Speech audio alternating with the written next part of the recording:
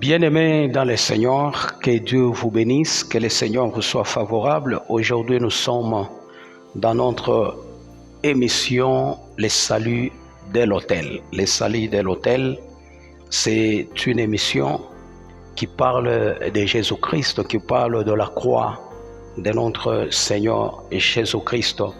Nous vous bénissons, vous tous qui nous suivez de partout. Nous vous disons sincèrement merci. Derrière notre caméra, nous avons le frère Arnaud, nous avons le frère Guélor. C'est une équipe bien disposée pour amener cette œuvre de l'avant pour la gloire de notre Seigneur Jésus. J'ai dit sincèrement merci à notre chaîne de télévision aussi, qui nous prend en charge afin que nos prédications commencent à passer régulièrement. Que Dieu bénisse Papa Maxon Mpande. Nous vous disons sincèrement merci pour cette grande initiative. Que le Seigneur vous soit favorable et qu'il vous amène très loin. Aujourd'hui, nous venons auprès de vous parler d'un thème pas trop compliqué, un thème très simple qui va bénir quelqu'un. Il y a quelqu'un qui est malade, il y a quelqu'un qui souffre, il y a quelqu'un qui n'a pas de paix, il y a quelqu'un qui est venu avec un cœur bien-aimé blessé, avec beaucoup de blessures intérieures. En suivant cette prédication, tu auras ta part et il y a quelque chose de nouveau qui va commencer dans ta vie. Nous glorifions le Seigneur, nous allons prier avant d'aller plus loin avec notre émission. Père, nous te disons merci. Merci pour ta grâce, merci Seigneur pour ta bonté, ton amour qui a fait ce que nous soyons en ces lieux afin de partager, Seigneur, ta pensée, ta parole avec ton peuple, Seigneur, pendant ce moment. Que ce moment soit favorable à tout celui, Seigneur, qui va le prendre à cœur. Que ce moment commence à bénir, Seigneur, quelqu'un qui est malade. Que ce moment commence à propulser quelqu'un qui est dans le chômage. Que ce moment commence à bénir quelqu'un qui est dans la crise. Que ce moment commence à libérer un prisonnier, Seigneur spirituel. Que ce moment console de cœur. Je bénis ce temps et je le recommande à ta grâce. Et que ce temps, Seigneur, honore ton nom qui est placé au plus haut niveau. Toi qui contrôles le temps et les événements, tu es celui, Seigneur. Tu connais la fin d'une chose avant même son commencement. Nous bénissons ton nom et nous te glorifions. Nous sanctifions ce moment et nous le bénissons. La Bible me dit, je les ai sanctifiés par ta parole. Que cette parole soit une bénédiction et une vie de sainteté, Seigneur, dans une maison, dans une entreprise, dans une société, Seigneur, et partout ailleurs. Gloire et honneur te soient rendus. Au nom de Jésus-Christ, j'ai ainsi prié. Avec action de grâce, j'ai dit Amen. Que Dieu vous bénisse. Nous commençons notre thème. Aujourd'hui, nous parlons d'un thème qui dit les 4 phases de la vie. Vous savez, beaucoup de choses indiquent qu'il y a 4 phases dans la vie. Même le monde nous comporte 4 phases ou 4 saisons.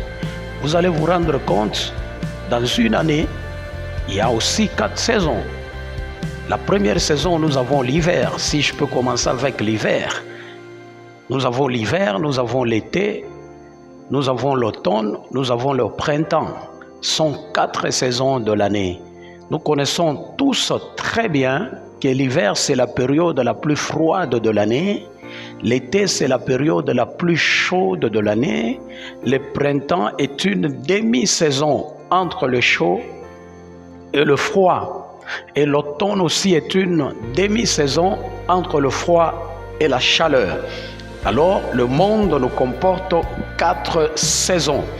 Je suis venu rappeler quelqu'un et dire aussi à quelqu'un, selon les Écritures, que la vie sur la terre comporte aussi 4 saisons. Voilà pourquoi notre thème est intitulé « Les 4 phases de la vie » ou soit les 4 saisons de la vie. Vous savez, bien-aimés dans le Seigneur, que Dieu vous bénisse partout où vous êtes. Nous allons prendre quelques notes avant d'aller plus loin avec le Seigneur. Le ministère, tout comme la vie sur la terre, n'est pas facile. Le ministère, tout comme la vie, comme nous faisons le ministère, ou soit la vie sur la terre, n'est pas facile. Pourquoi? Parce que nous suivons un Dieu qu'on ne peut pas voir. Un Dieu qu'on n'a jamais vu, ou soit qu'on ne peut pas voir. Un Dieu qu'on ne peut pas entendre. Nous servons quelqu'un qu'on n'a jamais vu. Nous servons quelqu'un qu'on ne peut pas entendre. Voyez-vous? Voilà pourquoi j'ai introduit, bien aimé, mes notes en disant les ministères ou soit la vie sur la terre n'est pas facile. La Bible nous recommande de prier sans cesse. Prier sans cesse, c'est un ordre divin. C'est un ordre divin qu'aucun de nous ne peut pas révoquer. La Bible nous dit « Veillez et priez afin de ne pas tomber en tentation ». Nous prions non seulement pour chercher l'argent, nous prions non seulement pour demander les habits, le travail, le mariage et tout ce que bien-aimés nous connaissons, mais nous prions pour chercher l'ainsi parle l'Éternel. Nous prions pour écouter la volonté ou le besoin du ciel. Une journée bénie, c'est celle où quand tu te réveilles le matin, tu connais le besoin de Dieu pour cette journée. C'est lui qui a le besoin de l'Éternel pour la journée. Cet homme-là, c'est un homme béni. Parce que si tu accomplis le besoin de Dieu, chaque accomplissement de besoin de Dieu, il y a aussi une provision là derrière. Voilà pourquoi la bonne prière, c'est la prière où nous cherchons d'abord les intérêts du royaume, où nous cherchons la volonté de Dieu. Deux fois nous prions, nous jeûnons pour chercher de l'argent, pour demander le travail, pour demander le mariage. Je n'en disconviens pas toutes ces choses. La Bible nous dit, le Seigneur nous les a déjà données depuis l'œuvre de la croix. Car la Bible nous dit, pourquoi vous inquiétez au sujet des habits et au sujet de ce que vous mangerez? Ne savez-vous pas que toutes ces choses, ce sont les païens qui en ont besoin? Vous, premièrement, le royaume, et le reste vous sera donné par-dessus tout. La Bible nous dit, ne vous inquiétez pas du lendemain, car le lendemain aura soin de lui-même. Voyez-vous, dans la vie, il y a des choses qu'on ne demande pas, il y a des choses qu'on ne cherche pas. Mais ça vient de soi-même. Aussitôt que tu as le royaume avec toi, le mariage viendra. Aussitôt que tu reçois le royaume de Dieu, le travail viendra. Il y a des choses qu'on ne cherche jamais dans la vie. Vous, premièrement, le royaume et le reste vous sera donné par-dessus tout. Donc, la vie comporte 4 phases. Le ministère ou la vie n'est pas facile, car nous servons un Dieu qu'on ne voit pas. Nous servons un Dieu qu'on ne voit pas. Lui-même, il a dit à Thomas, tu as cru parce que tu vois, mais heureux l'homme qui croira sans voir. Sans voir, c'est lui qui croira sans pour autant vu, sans pour autant voir plutôt. Cet homme, il est heureux. Voyez-vous? Donc quelque part, ce n'est pas facile sur la terre. Voilà pourquoi nous allons prendre les livres d'Osée. Les livres d'Osée. Évoluer dans les 4 phases de la vie, se marcher dans les chemins surnaturels qui mènent à l'accomplissement de votre vie. Ayez une profonde compréhension de 4 phases de votre vie. C'est une garantie pour toute votre vie. Accomplir fidèlement aussi la mission de votre vie, il faut passer par ces 4 phases de la vie chrétienne. Pour bien marcher constamment dans les 4 phases de la vie ou du ministère, vous devez continuer à marcher dans la foi, dans l'humilité et dans les sacrifices au Seigneur. Nous allons prendre les livres d'Osée. Nous sommes dans les livres d'Osée, chapitre 6, le verset 3. La Bible nous dit « Connaissons, cherchons à connaître l'Éternel. Sa venue est aussi certaine que celle de l'aurore. Il viendra pour nous comme la pluie du printemps qui arrose la terre. » La Bible nous dit Dieu viendra pour nous comme la pluie du printemps qui arrose la terre. Mais au début, la Bible nous dit connaissons et cherchons à connaître l'Éternel. Connaissons, cherchons aussi à les connaître. Deux fois, nous servons les seigneurs, mais nous ne cherchons pas à connaître sa nature, à connaître comment est-ce que le Seigneur opère. Il est difficile de servir un Dieu que tu ne connais même pas sa nature. Comment est-ce que tu vas le servir? Voilà pourquoi l'Église tombe aujourd'hui dans beaucoup d'erreurs irréparables. Et beaucoup de gens aujourd'hui, à cause de nos églises, sont dans la perdition, sont dans les hérésies. Nous devons tirer très attention. Cherchons, connaissons et cherchons à connaître Dieu. C'est ce que la Bible nous dit. Connaissons, cherchons à connaître l'Éternel. Sa venue est aussi certaine que celle de l'aurore. Il viendra pour nous comme la pluie du printemps qui arrose la terre. Bien-aimés, Dieu vient comme une pluie. Il existe la première pluie, il existe aussi l'arrière-pluie. Mais la Bible nous dit, il viendra comme la pluie du printemps qui arrose la terre.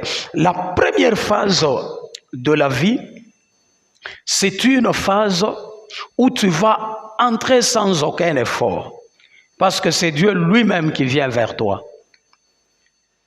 Voyez-vous, quand une maman va à la maternité pour donner naissance à un enfant, le jour où l'enfant est né, c'est la première phase de la vie.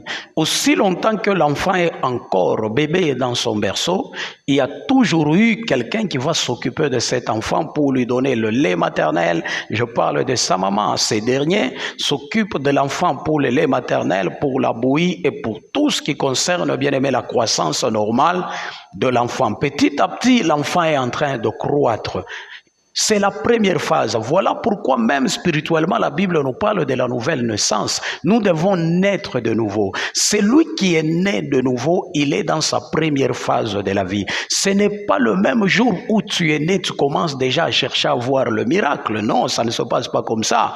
Le jour où tu es né, tu veux déjà voir le mariage, tu veux déjà voir les fleurs, tu veux déjà que les gens t'acclament, tu as une vision, tu as une prophétie, tu veux commencer déjà une église. Non, non. Les choses doivent se poursuivre selon les échelons. Il y a des étapes à suivre. Il y a des stades à suivre. Ne brûle pas les étapes. Voilà pourquoi nous avons beaucoup des hommes de Dieu. Nous avons beaucoup des enfants de Dieu qui se perdent facilement. Pourquoi? Parce que les bases ne sont pas solides. Si les bases ne sont pas solides, tu n'auras pas un endroit où tu vas construire. Tout ce que tu construiras va s'écrouler.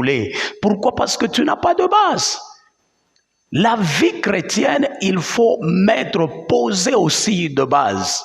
Poser de base sur lequel tu es appelé à bâtir, sur lequel tu es appelé à construire. S'il n'y a pas de base, tu construiras où? Voilà pourquoi nous prions beaucoup, nous prêchons même, nous commençons des églises et des églises qui nous amènent nulle part. Des églises sans fondement, sans base. La base est très importante. C'est sur la base là que tu es appelé à bâtir ta vie chrétienne. Voilà pourquoi nous parlons, bien-aimés, de phases. La première phase, c'est une phase de démarrage. C'est la phase de démarrage là où Dieu établit une relation avec l'homme. Là où Dieu établit une relation avec l'homme. Nous appelons ça la phase des démarrages, Dieu te sort des liens de famille. Dieu te sort des liens de nom. Dieu te sort de la sorcellerie de votre famille. Là, tu as connu une nouvelle naissance. Tu es comme un bébé dans le berceau qui vient de naître. Tu dois suivre les étapes. Tu ne peux pas prendre les os donnés à un bébé de 2 mois afin qu'il arrive à broyer les os. Ça ne marchera pas. Ça ne marchera pas. Alors nous devons suivre les étapes. Aussitôt tu as cru, tu veux déjà voir le miracle s'opérer. Aussitôt tu as cru, tu as eu une vision, tu veux déjà aller commencer une église. Tu veux déjà diriger un groupe de prière. Ça ne marche pas comme ça, mes bien-aimés. Ça ne marche pas comme ça. Tu verras un bébé qui est né, le premier signe que le bébé manifeste, c'est les cris. Il va lancer un cri. Deuxième des choses, il va chercher le lait maternel, le sein maternel. Tu verras le bébé prendre, bien aimé, le lait jusqu'à un beau jour. Il commence à chercher un peu de la bouillie, il marche à 4 pattes, il commence à essayer de se tenir sur ses 2 pieds, mais afin de toucher les objets. Et petit à petit, tu verras l'enfant commence à marcher normalement. Donc, il est devenu autonome, il commence à voler par ses propres ailes. Ce sont les étapes. Tu es né aujourd'hui, tu veux déjà broyer les os. Tu es né aujourd'hui, tu veux déjà avoir le mariage. Aujourd'hui même, tu veux déjà avoir le travail. Il y a des choses que le Seigneur doit d'abord transformer dans ta vie. Il y a des choses que le Seigneur doit briser dans ta vie pour te donner une forme consistante par rapport à la bénédiction que le ciel a déjà réservée pour toi. La problématique dans nos églises, les gens ne veulent pas suivre de formation. Les gens ne veulent pas être enseignés. Si tu n'as pas un bagage, même là où tu iras, tu n'auras rien à communiquer. Pour communiquer et inculquer un cœur, persuader un cœur, l'amener à la délivrance et à la bénédiction, il faut quand même avoir un bagage. Voilà pourquoi nous parlons des phases, ce sont des saisons. Ce sont des saisons. La première saison, nous mettons la sémence dans la terre. J'ai toujours enseigné, la sémence nous enseigne que la vie provient de la mort. Si la sémence ne meurt, il n'y aura pas la vie. Quand vous mettez la sémence dans la terre, la sémence doit d'abord mourir. Mais dans la sémence, il y a une partie qu'on appelle les germes. Le germe ne meurt jamais. C'est à partir de ce germe-là, l'enveloppe va mourir, mais le germe sortira à germer, finira à germer un jour et à produire de fruits. Tout ça, ce sont les étapes. Quand le Seigneur t'appelle, tu es comme une sémence que Dieu a déposée dans la terre. Pour que tu arrives à produire beaucoup de fruits, la procédure, la première des choses, tu dois d'abord mourir. Accepte de mourir. L'apôtre Paul a dit, j'ai été crucifié avec lui. Or, la crucifixion, c'est l'image de la désolation. C'est l'image de la honte, du rejet, de l'abandon. Ta famille va t'abandonner, tes amis vont t'abandonner. Tout le monde va te rejeter. Tu es en train de pourrir, tu es en train de mourir dans la terre.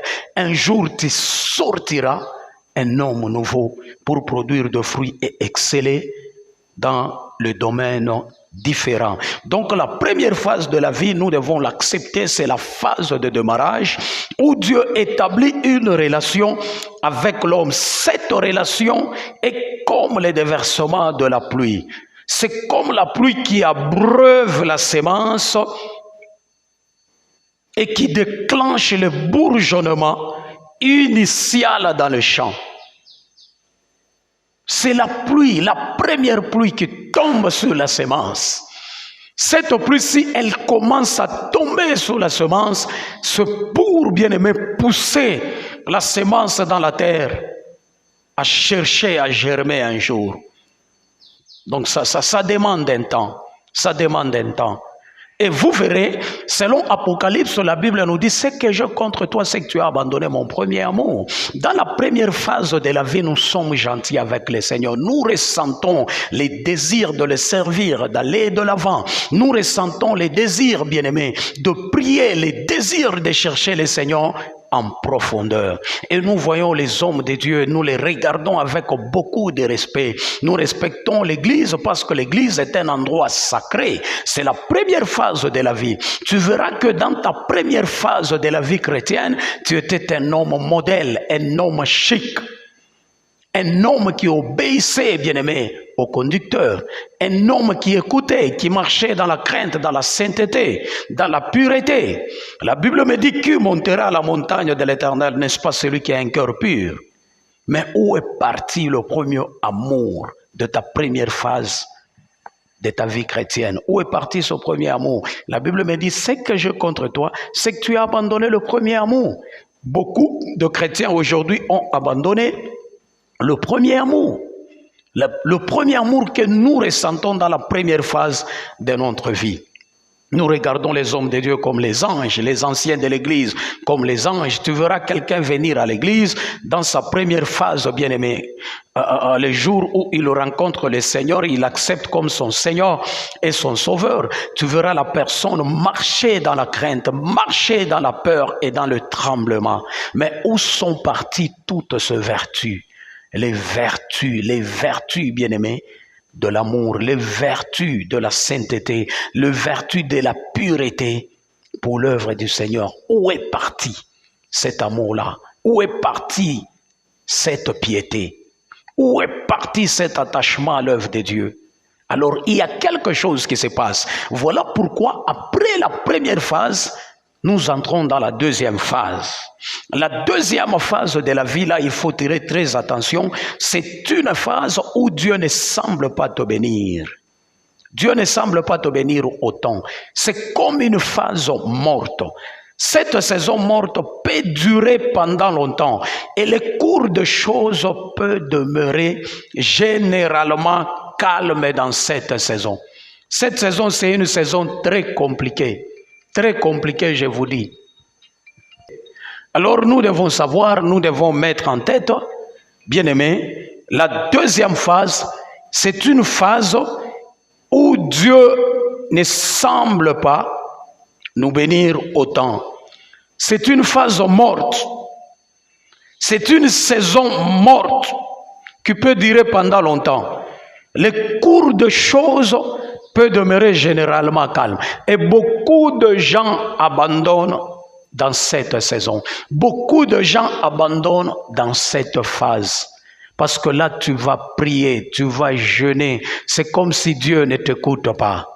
C'est comme si Dieu n'entend pas. C'est une phase la plus compliquée que vous n'avez pas idée. Si tu n'as pas la foi, tu vas abandonner les choses de Dieu. Et en cette saison, vous devez croître silencieusement et humblement. Ne cherche pas à te présenter toi-même parce que tu as une prophétie, tu as une vision. Tu dois attendre. C'est lui qui se présente. Lui-même, Dieu, ne le présentera jamais. Attends le moment opportun, les temps convenable. Dans cette phase, c'est comme une phase morte où Dieu ne semble pas te visiter, ne semble pas te bénir autant. Les choses vont demeurer généralement calmes, comme si Dieu n'est pas là. Il est là, il n'est pas là. Tu vas prier, tu vas jeûner. Peut-être tu n'auras pas de vision, tu n'auras pas de prophétie. Même la visite de prophète, de ton pasteur, de ton église, tu vas te sentir comme un abandonné, comme un rejeté. C'est une phase la plus compliquée que vous n'avez pas idée. Et beaucoup de gens, je les ai vus abandonner le Seigneur dans la deuxième phase. La première phase, nous mettons la semence dans la terre. C'est une très bonne phase. Dieu lui-même s'occupera de toi. Souvenez-vous, le jour de la naissance de Christ, Hérode s'élève pour tuer Jésus-Christ. Dieu lui-même s'est occupé de Jésus. Il a dit à Joseph de quitter Bethléem et d'aller se réfugier en Égypte. Dieu a combattu pour le Christ.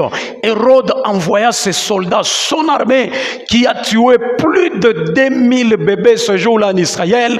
Il y avait presque de deuil partout. Imaginez-vous.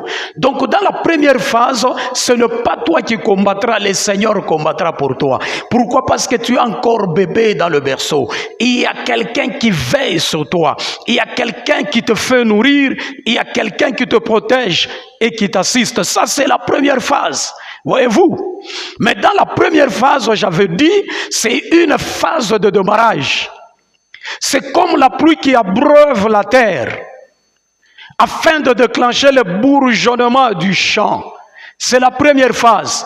Et en cette phase, Dieu entretient une relation avec toi. Dieu peut se révéler. Dieu peut te montrer beaucoup de choses dans la première phase, afin que tu arrives à t'attacher davantage à lui, à l'aimer, à le servir. Il t'enseigne, il te révèle ce qu'il est. Il te montre le chemin. Mais dès que tu quittes la première phase, tu entres dans la deuxième phase. Là, c'est comme une phase morte parce que c'est la phase de préparation. Le Seigneur commence à te préparer pour de grandes choses. Là, tu apprends à voler de tes propres ailes. Beaucoup de gens abandonnent le Seigneur dans la deuxième phase. C'est la phase où la pluie, la première pluie, est déjà tombée. Dans la première phase, mais dans la deuxième phase, c'est comme si la pluie est partie. Mais la pluie n'est pas encore partie parce qu'elle doit encore revenir. Tu verras comme si la pluie est déjà partie. Tu verras comme si tu es abandonné, délaissé par ta famille, abandonné par tout le monde. Tu vas prier, tu ne ressens rien. Tu vas prier, tu ne vois rien. Tu as besoin de quelque chose, tu ne la possèdes pas. Est-ce que Dieu est là? Dieu n'est pas là. Non, il est là. Il est là, c'est le problème de phase. La maladie dans nos églises parce que nous sommes devenus, bien-aimés, impatients. Nous sommes devenus impatients. Or, le livre de Jacques, chapitre 1er, le verset 2, vous descendez, la Bible nous dit, regardez les diverses épreuves dont vous êtes exposés comme un sujet de joie. La Bible nous dit, regardez les épreuves comme un sujet de joie. Et la Bible nous dit, ayez de la patience, et il faut que la patience accomplisse parfaitement son œuvre. La Bible nous recommande même de persévérer sans faillir en rien. La Bible nous dit, si tu manques la foi, demande la foi ou la sagesse à l'Éternel, et Dieu te la donnera sans condition. Il te la donnera simplement. Mais quand les épreuves viennent, la Bible nous recommande de le regarder comme un sujet de joie. Parce que cela passera un jour. Le malheur atteint souvent le juste, mais l'Éternel l'en délivre toujours, toujours. Le malheur, bien-aimé, s'incline au-devant de la délivrance. Ou soit souvent s'incline. Le malheur vient souvent. Souvent s'incline devant toujours. Souvent le malheur t'atteindra, souvent la maladie t'atteindra, souvent, bien-aimé, les difficultés t'atteindront. Mais toujours, l'Éternel te délivrera, toujours, il te délivrera. Souvent s'incline devant toujours. Le malheur s'incline devant ta délivrance. Ne pleure pas. David a dit, je te jeûne et je vieillis. Je n'ai jamais vu un juste abandonné, ni sa postérité mendiant un pain. Tout peut arriver aujourd'hui, mais ne lâche pas, n'abandonne pas, c'est le problème des saisons. Les prédicateurs nous ont rendu un mauvais service avec les slogans « Recevez, recevez, recevez ». Je vois ceci, je vois cela. Il y a quelqu'un béni, il y a quelqu'un qui a vu le miracle. Il y a un boiteux qui va marcher, il y a ceci, il y a cela. Oui, par la foi, toutes ces choses vont arriver avec la foi. Mais il faut aussi enseigner les enfants de Dieu que c'est le problème des saisons. Chaque chose a son temps. Si ça ne marche pas aujourd'hui, n'abandonne pas parce que demain ça marchera. Ça ne sert à rien de changer des églises, de changer de père spirituel. Ça ne sert à rien. Un homme de foi, même si on ne le prophétise pas, un homme de foi, même s'il manque à manger, il tient toujours aux choses de Dieu parce qu'il sait demain ou le lendemain ça marchera. La Bible nous dit, selon les livres d'Ésaïe, chapitre bien-aimé 5, le premier verset jusqu'à 3, si je ne me trompe pas, la Bible nous recommande, et la Bible nous dit, venez acheter sans argent, achetez le lait, achetez le miel, achetez le vin. On ne peut pas conjuguer le verbe acheter si on n'a pas de l'argent. Mais avec la foi, nous pouvons acheter sans argent. La foi peut acheter même la résurrection. Or, l'argent ne peut pas acheter la résurrection. Voyez-vous, ça demande la foi. Si tu as la foi, tu vas traverser la deuxième phase de la vie. C'est une phase morte. Et en cette saison, bien-aimés, morte, vous devez croître silencieusement et humblement afin de développer les vertus de la foi, de l'endurance et de la persistance. C'est dans la deuxième phase où le Seigneur nous entraîne. C'est dans la deuxième phase où le Seigneur, bien-aimés, nous positionne. Où le Seigneur nous fait grandir. C'est dans la deuxième phase. J'étais enfant, je parlais comme un enfant. Quand je suis devenu homme, j'ai abandonné tout ce qui est de l'enfant. La Bible nous dit, Moïse refusa d'être appelé fils de la fille de Pharaon. Pourquoi? Parce qu'il a grandi. Ne restons pas de bébés spirituels, nous devons grandir. Un moindre problème qui surgit, tu commences déjà à relâcher, à abandonner. Tu es quel genre de croyant?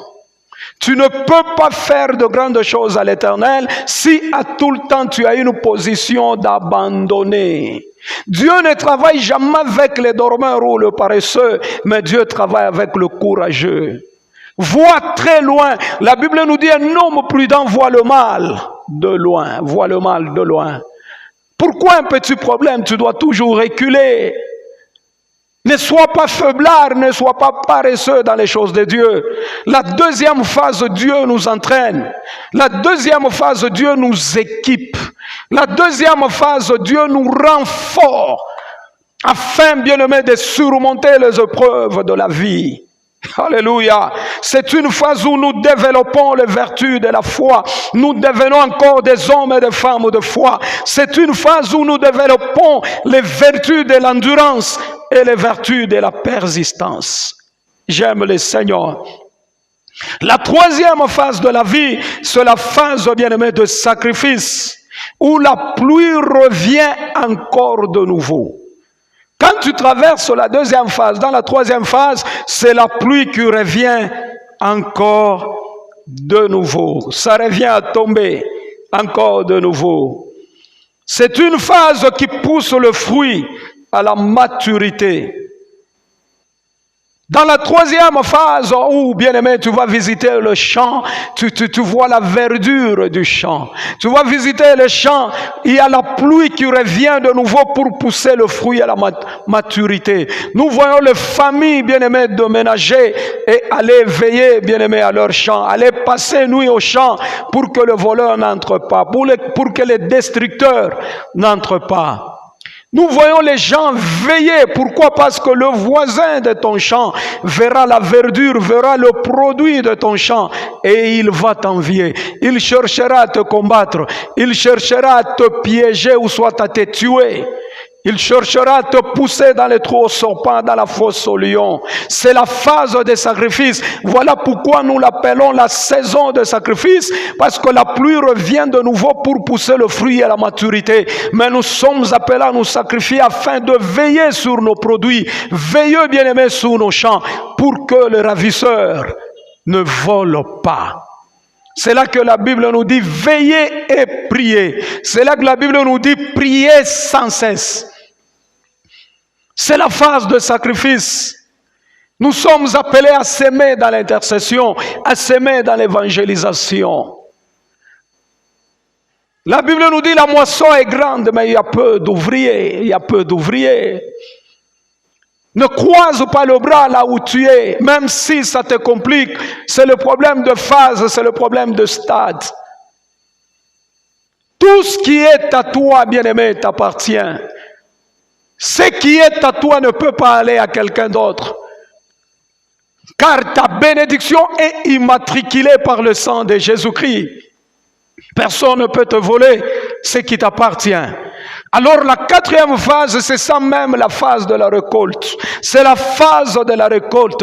Je suis venu dire à quelqu'un, tu pleurais, toi qui manques le mariage, toi qui manques le travail, toi qui vis dans le chômage, toi qui es malade dans un lit d'un hôpital. Je suis venu déclarer, je lève ma main droite et je décrète, c'est une année de récolte.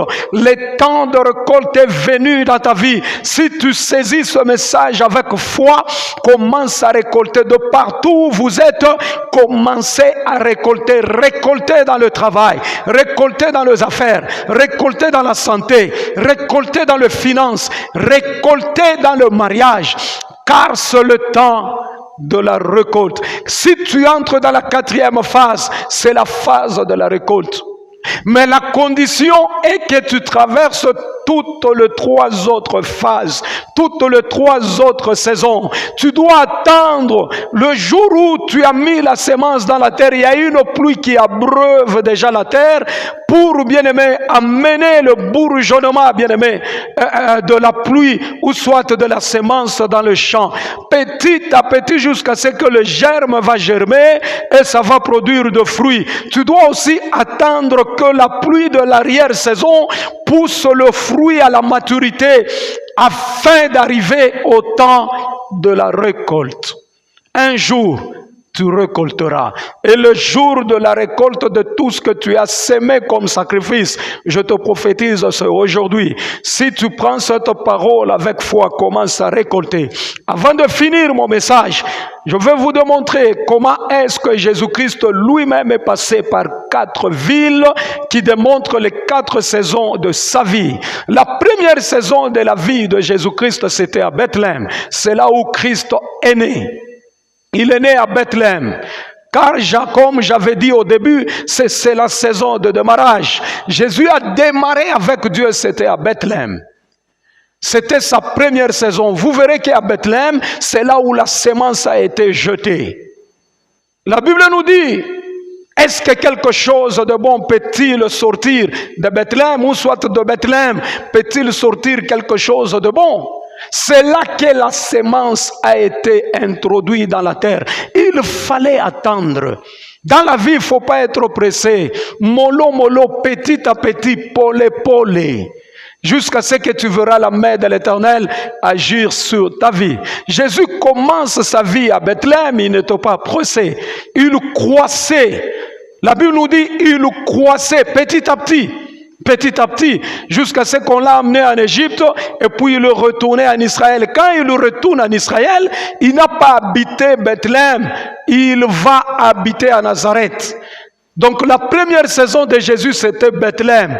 Deuxième saison de Jésus-Christ, c'était Nazareth. Vous verrez quand vous lisez la Bible nous dit, il croissait en grâce, en sagesse, en grâce et en stature. Donc c'était à Nazareth. C'est à Nazareth où il va prêcher quelque part. Sa famille l'a suivi.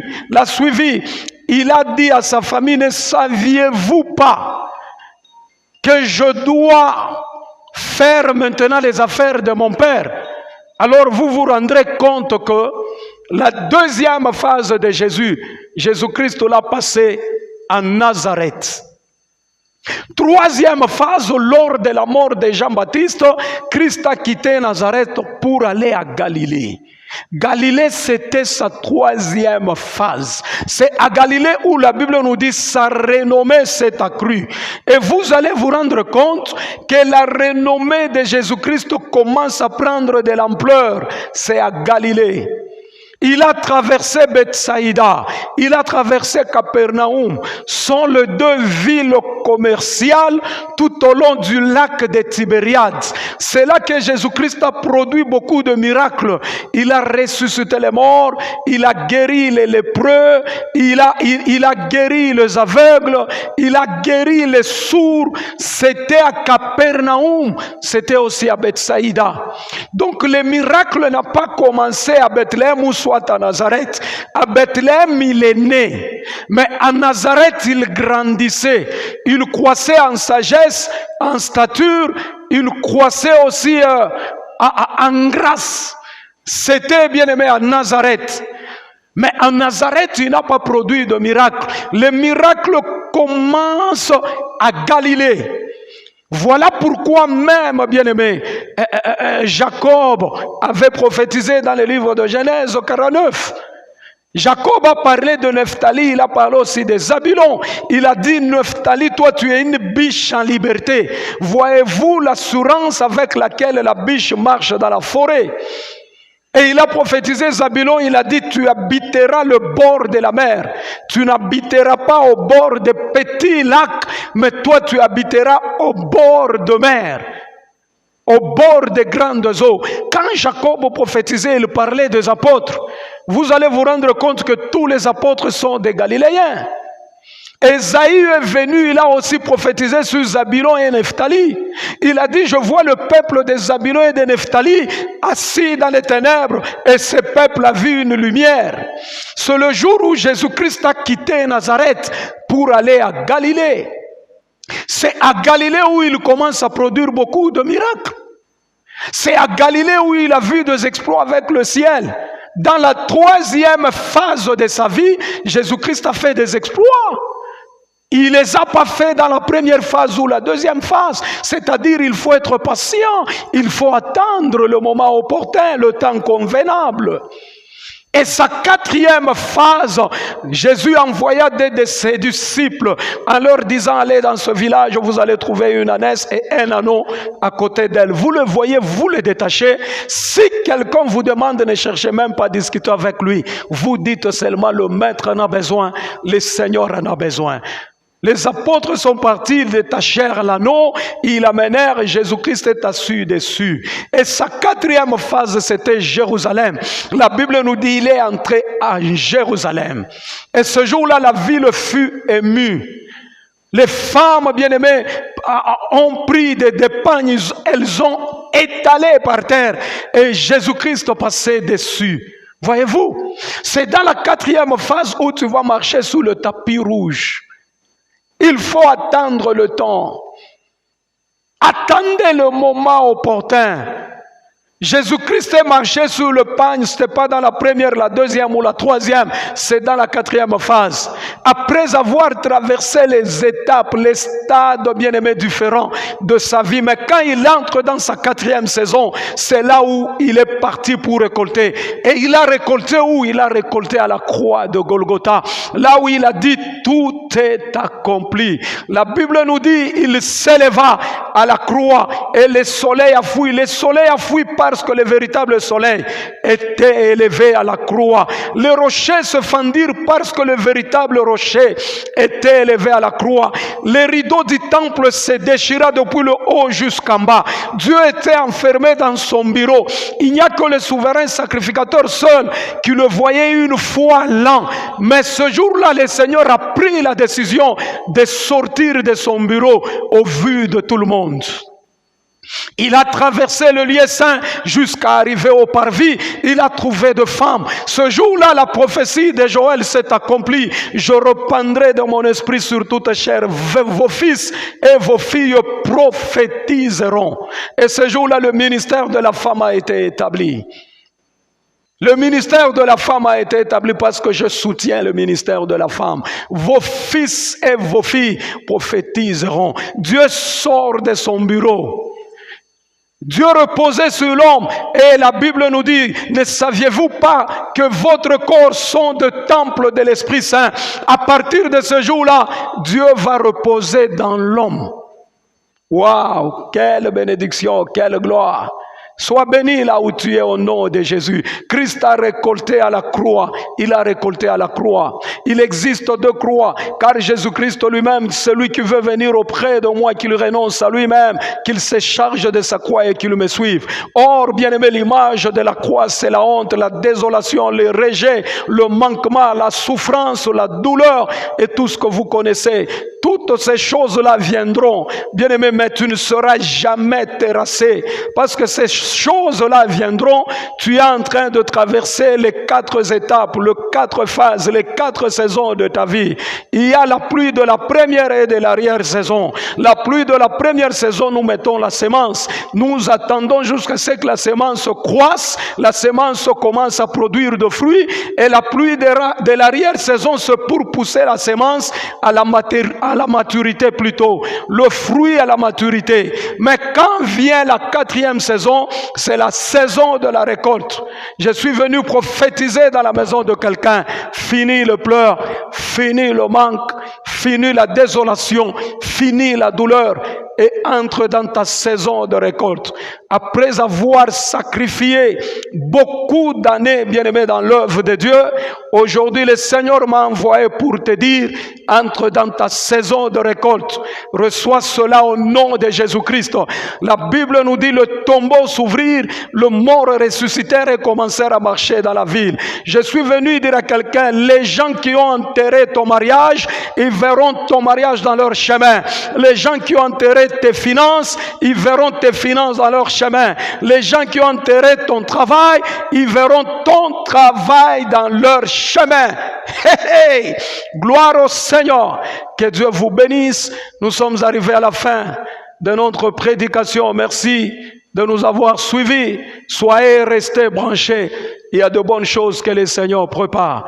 Je dis merci à la chaîne de télévision qui nous a accueillis. Merci aux hommes qui sont derrière la caméra. Nous avons Arnaud, nous avons Guelor, que Dieu vous bénisse abondamment. Et merci à l'équipe qui nous assiste.